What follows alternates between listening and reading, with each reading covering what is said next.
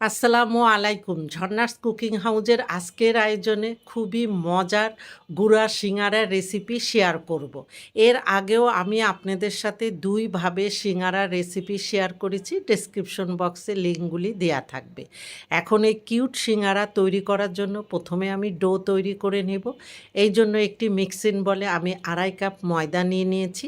ময়দার মধ্যে দিয়ে দেব লবণ ১ চা চামচ, কালো জিরা ১/২ চা চামচ দিয়ে শুকনা উপকরণগুলি মিশিয়ে এখন এখানে আমি ১ কাপের জন্য ৩ টেবিল চামচ করে রান্নার তেল নিয়েছি। তার মানে ২.৫ কাপ ময়দার জন্য এখানে আমি ৭.৫ টেবিল চামচ রান্নার তেল নিয়ে ময়দার সাথে খুব ভালো মতো ঘষে ঘষে মিশিয়ে নিতে হবে। যখন তেল ময়দার সাথে খুব ভালো মতো মিশে যাবে, এখন আপনাদেরকে আমি দেখিয়ে দিব যে এই মাখাটা পারফেক্ট হয়েছে কিনা। যখন দেখবেন কিছুটা ময়দা নিয়ে হাতের মধ্যে মুঠো করলে একটা দলা পেকে যাবে, কিন্তু উপর থেকে ফেললে ভাঙবে না যতক্ষণ না হাত দিয়ে চাপ না দিবেন। এখন এখানে রুম টেম্পারেচারে থাকা পানি অল্প অল্প করে দিয়ে একটা শক্ত ডো তৈরি করে নেব। তবে ডোটা খুব বেশি শক্ত হবে না, আবার খুব বেশি নরমও হবে না। আর এই ডোটা দেখে বুঝতে পারছেন এটা কতটা শক্ত।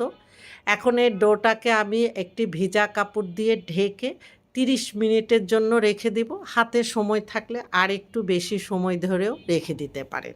এবার সিঙ্গারার ভিতরের পুর তৈরি করার জন্য চুলায় একটি প্যান বসিয়ে ২ টেবিল চামচ রান্নার তেল দিয়ে গরম করে নিয়ে ১ কাপ পেঁয়াজ কুচি দিয়ে চুলার হিট মিডিয়ামে রেখে অনবরত নেড়ে চেড়ে পেঁয়াজগুলি নরম হওয়া পর্যন্ত ভাজতে হবে।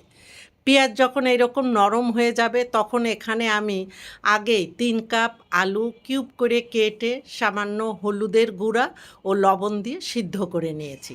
এখন এই সিদ্ধ আলু দিয়ে পেঁয়াজের সাথে ভালো মতো নেড়ে মিশিয়ে ২ থেকে ২.৫ মিনিটের মতো ভেজে নিতে হবে চুলার হিট মিডিয়ামে রেখে। পেঁয়াজের সাথে আলু যখন ভাজা হয়ে যাবে তখন এখানে কিছু মশলা দিয়ে দিব। চিলি ফ্লেক্স ১ চা চামচ, দিয়ে দিচ্ছি চাট মশলা ১ চা চামচ, গরম মশলার গুঁড়া ১/২ চা চামচ, লবণ ১ চা চামচ বা স্বাদ মতো দিয়ে সব কিছুর সাথে মিশিয়ে আরও ২ থেকে ৩ মিনিটের মতো চুলার হিট মিডিয়ামে রেখে ভেজে নিতে হবে, যেন এই মশলার ফ্লেভার আলুর ভিতরে খুব ভালো মতো প্রবেশ করে। ৩ মিনিট পরে আলুর পুরের কালারটাও চেঞ্জ হয়ে গিয়েছে, আর এখানে কিছু আলু গলে গিয়েছে আর কিছু আলু দানা দানা আছে। আর এখানে ঝাল লবণ সব একদম পারফেক্ট হয়েছে, আমি টেস্ট করে দেখেছি। এখন এই আলুর পুরটা আমি একটি বাটিতে ঢেলে আমি পরের প্রসেসে চলে যাব। ডোর উপর থেকে ভেজা কাপড়টা সরিয়ে নিয়েছি, আর ডোটা দেখেন আগের থেকে কতটা সফট হয়েছে। এখন এই ডোটাকে আমি কয়েক মিনিট খুব ভালো মতো মথে নেব। যত সময় নিয়ে মথে নেবেন আপনার সিঙ্গারাগুলি ততই ক্রিস্পি হবে। আর আমার হাতে আজকে সময় ছিল, তাই ৩০ মিনিটেরও বেশি সময় আমি রেস্টে রেখেছিলাম। এখন এই ডোটাকে একটি বোর্ডের উপরে নিয়ে আমি ৪ ভাগ করে নিয়ে এখানে আমি ১ ভাগ রেখে দিয়ে বাকি ৩ ভাগ ভেজা কাপড় দিয়ে ঢেকে রেখে এই ১ ভাগ দিয়ে আমি একটি লম্বা করে রোল তৈরি করে নেব। তারপরে আমি ছোট ছোট লেচি কেটে নেব। আজকে গুঁড়া সিঙ্গারা তৈরি করব, তাই লেচিগুলি যতটা সম্ভব ছোট করে কেটে নিতে হবে। লেচি কেটে নেওয়ার পরে এখান থেকে ১ ভাগ লেচি আমি হাতের মধ্যে নিয়ে আমি কিভাবে বল তৈরি করছি সেটা আপনারা স্ক্রিনে দেখলেই বুঝে নিতে পারবেন। এই তো বলটা তৈরি করা হয়ে গিয়েছে। এইভাবে আমি সবগুলি বল তৈরি করে নিয়েছি।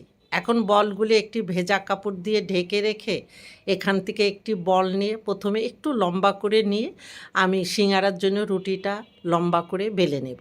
কারণ সিঙ্গারার রুটিটা সাধারণত লম্বা করে বেলে নিতে হয়। রুটিটা বেলে নেওয়ার পরে একটি নাইফের সাহায্যে আমি ২ ভাগ করে নিয়ে এখান থেকে ১ ভাগ নিয়ে এখন আমি সিঙ্গারার ভাঁজ করে আপনাদেরকে দেখাবো। প্রথমে আমি উপরের ভাঁজটা দেখাচ্ছি, আর এই ভাঁজটা আপনাকে দেখেই বুঝে নিতে হবে। এটা কিন্তু খুব একটা কঠিন ব্যাপার না। এখন প্রথমে দেখেন আমি একটু পানি দিয়ে মুখটা সিল করে নিলাম, মানে একটা পকেট তৈরি করে নিয়েছি। এখন এর ভিতরে আমি আগের থেকে রান্না করে রাখা আলুর পুর দিয়ে দিব। আর এখানে পুরটা বেশি দিতে যাবেন না, কারণ যেহেতু এগুলি গুঁড়া সিঙ্গারা পুরের পরিমাণ খুবই কম লাগে।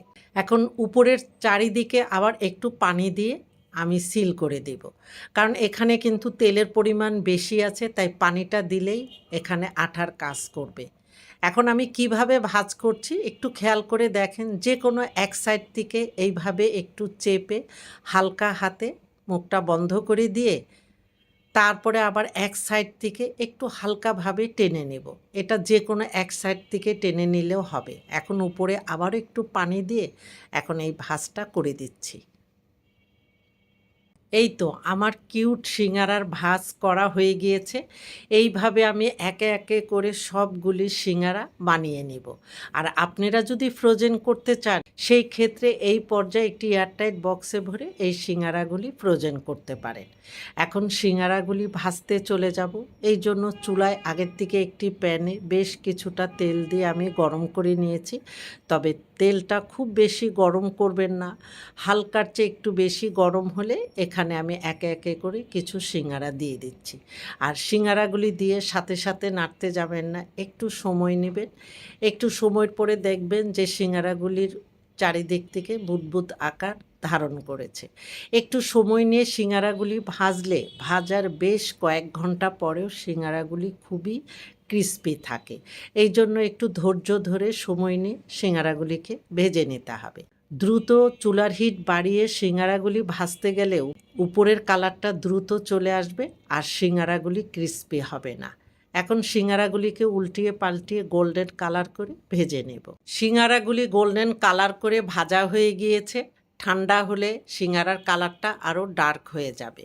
এখন সিঙ্গারার থেকে এক্সট্রা তেল ঝেড়ে নিয়ে এই গরম গরম গুঁড়া সিঙ্গারা আমি সসের সাথে পরিবেশন করব। চাইলে উপরে একটু বিট লবণ চিলি ফ্লেক্স দিয়েও পরিবেশন করতে পারেন। এতক্ষণ আমার সাথে থাকার জন্য অনেক ধন্যবাদ। আমাদের জন্য দোয়া করবেন। আল্লাহ হাফেজ।